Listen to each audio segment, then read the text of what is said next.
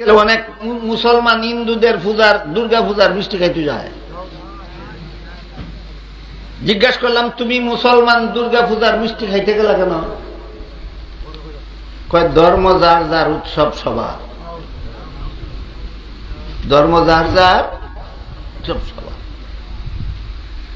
তাহলে ধর্ম যার যার, উৎসব যদি সবার হয়, তাহলে তোমরা যেমন পূজার মিষ্টি খাইতে যাও, হিন্দুদেরকেও কুরবানির গরুর গোশত খাওয়াও,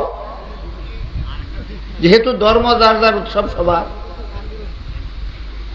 কাজেই যেমন ভাবে কোন হিন্দু আপনাদের কুরবানির গরুর গোশত খাইতে আসবে না, এটা তাদের ধর্মের বাধা, আপনারাও কোন হিন্দুর পূজার মিষ্টি খাইতে যাইতে পারেন না, এটা আপনাদের ধর্মের বাধা।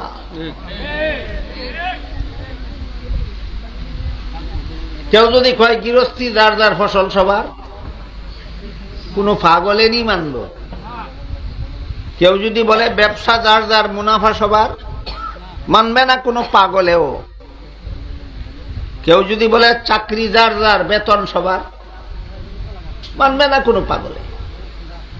আর যদি কোনো ছাগলে কয় বিয়া যার যার, বউ সবার,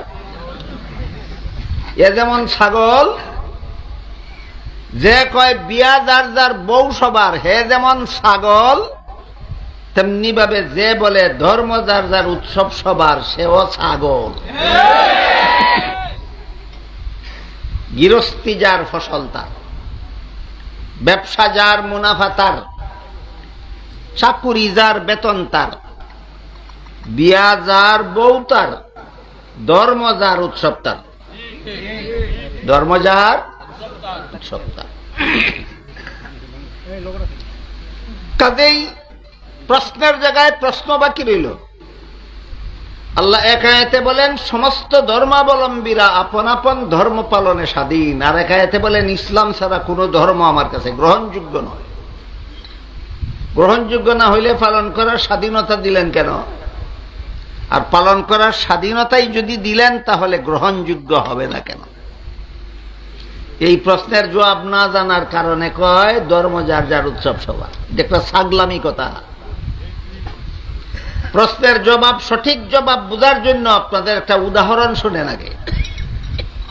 যে কোনো শিক্ষা প্রতিষ্ঠানে কমপক্ষে বৎসর শেষে একটা পরীক্ষা হয়নি। বাৎসরিক পরীক্ষা একটা হয় কিনা? পরীক্ষার হলে যখন পরীক্ষার্থী ছাত্ররা প্রশ্নপত্র হাতে নিয়ে বসে, সব ছাত্ররাই প্রশ্নের জবাব সঠিক লেখে না অনেকে ভুলও লেখে? যারা ভুল লেখে এদেরকে লিখতে বাধা দেওয়া যায়?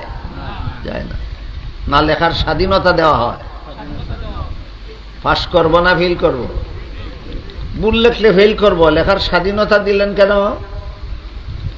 এই প্রশ্নের যেই জবাব, অন্য ধর্ম পালন করলে জাহান্নামে যাইব, তাইলে তারে সেই ধর্ম পালনের স্বাধীনতা দিলেন কেন আল্লাহ?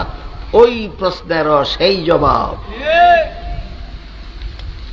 আবার বলি, পরীক্ষার হলে ছাত্র যখন প্রশ্নের জবাব ভুল লেখে, বাধা দেয় না লেখার স্বাধীনতা দেয়? পাস করবো না ফেল করবো? যেই লেখায় ফেল করবো এই লেখা লিখতে দিল কেন? এই প্রশ্নের যেই জবাব। ইসলাম ছাড়া আর কোন ধর্ম পালন করলে জাহান্নামে যাবে। আল্লাহ বলছেন ওয়াহুয়া ফিল আখিরাতি মিনাল খাসিরিন। ইসলাম ছাড়া অন্য ধর্মাবলম্বীরা পরকালে চিরস্থায়ী জাহান্নামী সাব্যস্ত হবে। তাহলে পালন করার স্বাধীনতা দিলেন কেন? পরীক্ষার্থীদের ভুল লেখার স্বাধীনতা যে কারণে দিছে, ভ্রান্ত ধর্মাবলম্বীদেরকে একই কারণে আল্লাহ ধর্ম পালনেরও স্বাধীনতা দিছে। তোমরা পরীক্ষার জবাব আগে দাও, ধর্মের জবাবটা পরে নাও। বুঝেন নাই কথাটা? আগে আমরা ঠিক করি, ভুল লেখলে লেখার স্বাধীনতা দেয় কেন? তার কারণ হইল এটার নাম ওই পরীক্ষা। ভুল লেখলে যদি বাধা